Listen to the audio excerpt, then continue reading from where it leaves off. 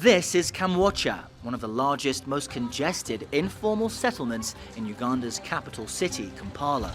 Many who live here can't afford to pay for electricity.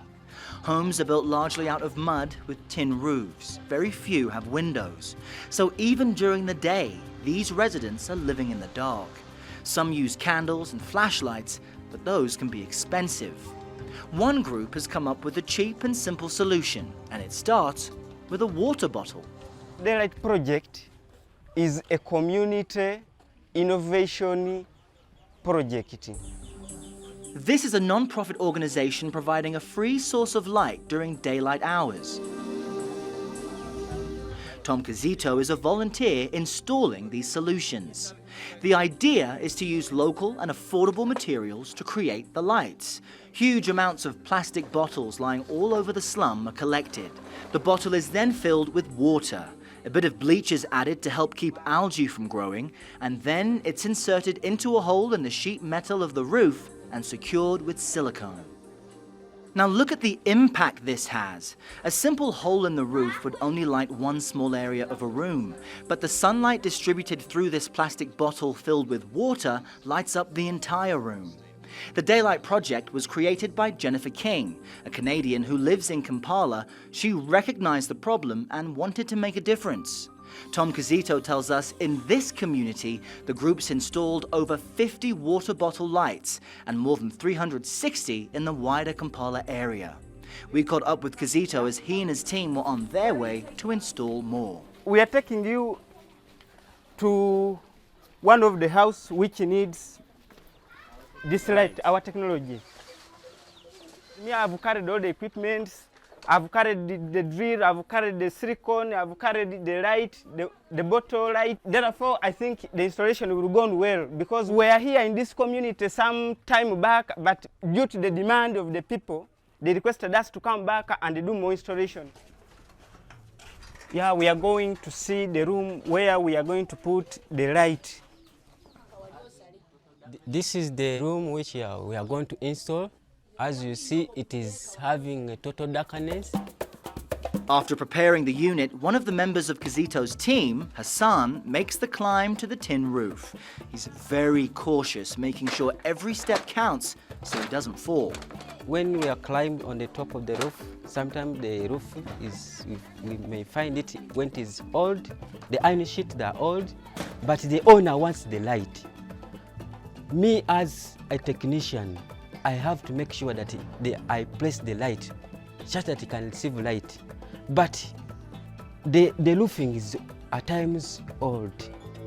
After outlining the bottle on the roof, he drills holes, then uses cutters to create the opening. From inside, you can see the light pouring in. With concentration and precision, Hassan finishes making the hole and inserts the bottle. Before too long, the bottle is pushed through the roof and evenly distributed daylight beams in. Hassan then adds the final touches to the plastic bottle. Right now, after I've completed screwing it, I'm now putting a silicone to cover the top. The assembly and installation process takes just over an hour. According to the Daylight Project, the water bottles can emit the equivalent of up to 60 watts of light, and it's all generated from the sun. In Kampala, that's about 12 hours of free light per day. Now I have done all the installation part, and it has already completed. I've completed it, so it is finished. They are now receiving light on inside the house. It is so beautiful. The place was very dark as you saw at first, but now it is bright. You can even see everything clear. Yeah, it is good if you work for only 15 minutes and someone who is going to use it to benefit from it is going to, as in to use it for 7 years and more, then that is very good because it will not as in give him headache to replace it within a nearby future. The Daylight Project asks each community to identify residents who need light in their home the most. That's where they install the lights first.